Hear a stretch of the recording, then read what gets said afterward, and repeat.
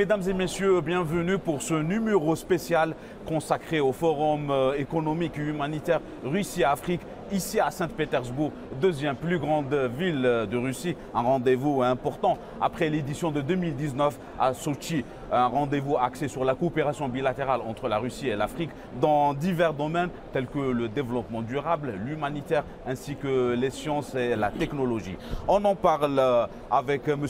Kamal Louadj, analyste et journaliste à Sputnik Afrique. Bonjour M. Louadj, merci d'avoir répondu à notre invitation. Bonjour et je vous remercie aussi pour votre aimable invitation. Merci à vous. Alors M. Louadj, au jour d'aujourd'hui, en 2023, comment vous évaluez la coopération économique entre la Russie et l'Afrique?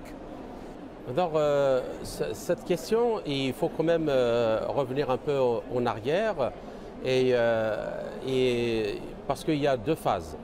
Il y a la phase qui a été donc une relation économique, politique et même militaire très intense pendant l'Union soviétique. Mais cette coopération, malheureusement, elle s'est beaucoup détériorée après le démembrement de l'Union soviétique. Donc c'est quelque part un peu logique parce que ce n'est pas juste dû à la situation qui a prévalu en Russie après le démembrement de l'Union soviétique, qui était une situation très difficile. L'économie russe a beaucoup reculé à cause des politiques néolibérales qui ont été appliquées, qui ont pillé l'industrie, qui ont pillé toute la base économique réelle du pays. Aussi, le changement après le démembrement de l'Union soviétique a touché les pays africains à cause de toute la politique d'hégémonie qui a été menée par les Occidentaux, à leur tête les États-Unis et leur bras armé l'OTAN. Donc, de 91, donc les choses ont... Mais on peut dire maintenant que depuis quelques années, les choses sont en train de revenir à une situation de plus en plus de coopération. Dont ça a commencé avec la coopération militaire et sécuritaire. Il y a déjà beaucoup de pays qui ont des accords stratégiques énormes avec la Russie, comme l'Algérie par exemple. Mais il y a d'autres pays, je prends l'exemple de la République centrafricaine ou ailleurs, qui ont aussi fait appel à la Russie dans le domaine sécuritaire. Mais actuellement, notamment depuis le début de l'opération spéciale russe en Russie, il y a carrément une autre dynamique dans un contexte où toute l'architecture des relations internationales qui a prévalu depuis 1991 à 2022 est complètement dans un processus d'effritement et de déconfiture, et à cette architecture est en train de se substituer un monde multipolaire qui aspire à partager donc la question de la gestion des affaires internationales, aussi bien sur le plan politique que économique. Alors, sur le plan économique, M. Louadj, pardon de vous interrompre, lors de son allocution, le président russe Vladimir Poutine a évoqué le chiffre de 18 milliards de dollars d'échanges commerciaux entre la Russie et l'Afrique. Quels sont les moyens de faire évoluer ce chiffre? Bien. Alors, justement, dans le contexte actuel, avec l'opération spéciale, il y a beaucoup de choses qui ont changé, aussi bien sur le plan économique que politique. C'est-à-dire que le statut de domination qui a prévalu avant et qui permettait aux puissances de l'argent occidental de contrôler le développement de l'Afrique, de contrôler le développement de la Russie, de contrôler le développement dans beaucoup de régions du monde, ne tient plus. Alors, dans ce contexte, le président Poutine et le gouvernement russe pèsent de tout son poids pour aller donc coopérer dans tous les domaines. Le président l'a rappelé, comme il l'a dit en 2019, que la Russie est prête à donner toutes les technologies, y compris les plus sensibles, aux pays africains pour les aider à se développer, s'industrialiser. Alors pour revenir maintenant directement à votre question, parce que c'était très important de montrer un peu le contexte, 18 milliards, évidemment, c'est dérisoire, c'est rien par rapport à la taille du continent africain, à la taille de la Fédération de Russie et de tout le potentiel économique que recèle le continent africain, aussi bien dans les matières premières ou dans la ressource humaine. Jeunes, de plus en plus très bien qualifiés.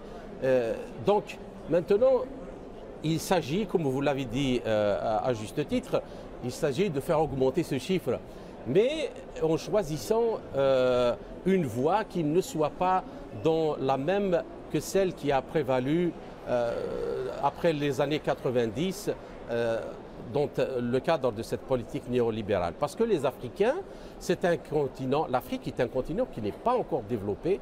Il y a un manque flagrant dans les infrastructures, il y a un manque flagrant dans l'industrie. Pratiquement, c'est un continent qui n'est pas du tout industrialisé. Donc, les Africains, d'abord, ils doivent penser à un développement intégré qui émane d'eux-mêmes d'abord. Il leur faut une politique de développement et une politique de développement à marche forcée, avec une planification indicative au moins sur 25 ans pour profiter de l'occasion qui s'offre à eux actuellement, avec l'ouverture qui s'est faite actuellement et où des pays comme la Chine, la Russie, l'Inde, l'Iran, la Turquie, le Brésil, c'est les pays qui ont une base industrielle énorme, c'est les pays d'où émane le plus grand nombre de brevets d'invention, les plus grand nombre des articles, des applications. S'agissant de la Russie, M. Louad, quels sont les moyens pour la Russie de réussir le pari des investissements en Afrique? Bien, alors de ce point de vue, justement, la Russie a des atouts majeurs. Prenons l'exemple de l'énergie. L'énergie, aussi bien les hydrocarbures, elle peut aider à la prospection, les mines, à la prospection, à l'extraction des hydrocarbures, mais aussi à leur transformation localement. Il ne faut pas faire l'erreur d'avant, sortir le pétrole et le gaz et puis le mettre dans un tuyau pour l'envoyer dans les pays du Nord pour que ce pétrole ou ce gaz revienne comme produit raffiné dans les pays du Sud.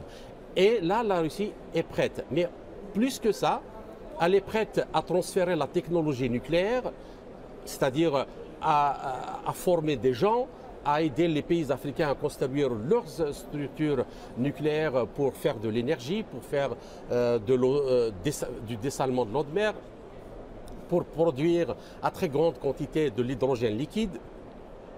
Tout ça peut être fait avec le nucléaire. Mais en plus de ça, il y a aussi la mécanique. La Russie a un secteur mécanique qui est très développé, l'optique, l'électronique et l'espace, le spatial. Le spatial est devenu maintenant un vecteur de développement dans tous les pays du monde majeur. L'espace, ce n'est pas uniquement, comme on a l'habitude de voir dans les documentaires, une fusée qui décolle et qui va vers la Lune en montrant quelqu'un planter un drapeau. Ce n'est pas ça le spatial, pas du tout.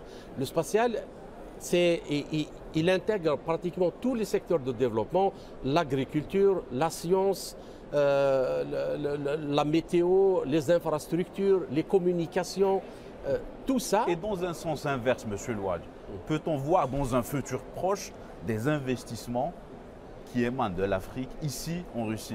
Mais bien sûr. Bien sûr, l'ouverture, je crois. Ici, le gouvernement russe, comme je vous l'ai dit, a ouvert toutes les portes. Et toutes les portes, et même pour le financement des projets, qu'ils soient ici ou qu'ils soient là-bas dans le cadre de la coopération, de la nouvelle politique de coopération et de retour en force de la Russie en Afrique, et avec une volonté de sortir uniquement du vecteur sécuritaire ou de défense et développer tous les secteurs de l'économie, l'agroalimentaire, l'agriculture, la coopération scientifique et technologique. Justement, la coopération scientifique. Juste avant ce forum, il y avait une réunion à Addis Abeba, en Éthiopie, entre la Russie et l'Afrique. Il était question de traiter la coopération dans le domaine de la science et la technologie, notamment le digital, le numérique. Comment vous évaluez ça? Comment vous voyez cette coopération dans le futur? Ben, les Russes sont avancés dans beaucoup de domaines, en particulier celui de la numérisation, si vous prenez cet exemple. Prenez l'exemple de la ville de Moscou ou la ville de Saint-Pétersbourg. Ce sont les villes les mieux numérisées dans le monde entier. Vous utilisez votre téléphone. Quand vous avez votre téléphone, votre iPhone ou votre Android. Et comment l'Afrique peut tirer profit bien sûr, de ce développement? Bon, d'abord, le gouvernement russe propose de ramener des étudiants avec un très grand nombre pour les former dans ces technologies. Et après, ces étudiants ou ces ingénieurs ou techniciens qui seront formés dans ces technologies rentreront dans leur pays pour qu'ils soient, eux, les moteurs de développement des projets locaux en coopération avec la Russie. Et apporter l'expérience. Bien sûr, pas juste l'expérience, mais même la technologie, même tout ce qu'il faut sur le plan technologique, la Russie est prête à le transférer. Mais comme j'ai dit tout à l'heure, il appartient aux Africains d'abord d'avoir l'idée, la vision de quel pays veut-il avoir, quelle économie veulent-ils avoir. Et une fois que ça est clair dans leurs esprits, vous faites allusion à la coopération. Oui, il faut, parce que la coopération, comment peut-on faire la coopération? Ce n'est pas aux étrangers, aux Chinois, aux Russes, aux Indiens de venir. Bonjour, messieurs, dames les Africains, nous vous apportons des projets, voulez-vous bien les utiliser? Non, il faut que ça soit d'abord, que ça émane d'une planification authentiquement africaine. Des gens qui savent où ils veulent aller, et quels projets développer en priorité, quelles sont les nécessités, quels sont les besoins pour chaque projet, aussi bien en technologie qu'en formation, qu'en sciences, qu'en échange scientifique. Et c'est une occasion actuellement extrêmement importante que les pays des BRICS offrent aux pays africains. Et je crois que les pays africains ont toute la latitude pour profiter de cette coopération et de cette chance. Justement, en parlant de l'initiative africaine, dernièrement, au mois de février dernier, l'Algérie s'est engagée avec la somme d'1 milliard de dollars pour contribuer à des projets en Afrique. Une telle initiative, est-ce qu'elle pourrait encourager la solidarité africo-africaine? Bien sûr. Disons maintenant, c'est une contribution symbolique. 1,5 milliard, mais très très importante, mais à l'échelle de ce qu'il faudrait faire en Afrique, il faut beaucoup plus que ça. Il faut beaucoup plus que ça. Il faut un engagement très très fort de la part des chefs d'État africains et des pays africains, des gouvernements, pour d'abord faire en sorte que les capitaux ne fuient pas à l'étranger, et qu'il faut lutter contre la corruption, les détournements, les surfacturations, ainsi de suite, et faire en sorte que l'argent reste dans les pays. Si l'argent est capté dans les pays et orienté dans le développement et dans l'investissement, je crois que l'initiative algérienne peut être multipliée par 1000. Prise comme un exemple. Ouais. Très bien. Monsieur Kamalou, journaliste et journaliste à Sputnik Afrique, merci pour ces précisions, merci pour cet éclairage. Merci infiniment. Mesdames et messieurs, vous étiez avec nous en direct de Saint-Pétersbourg. Je vous souhaite une excellente suite de programmes sur Al24 News.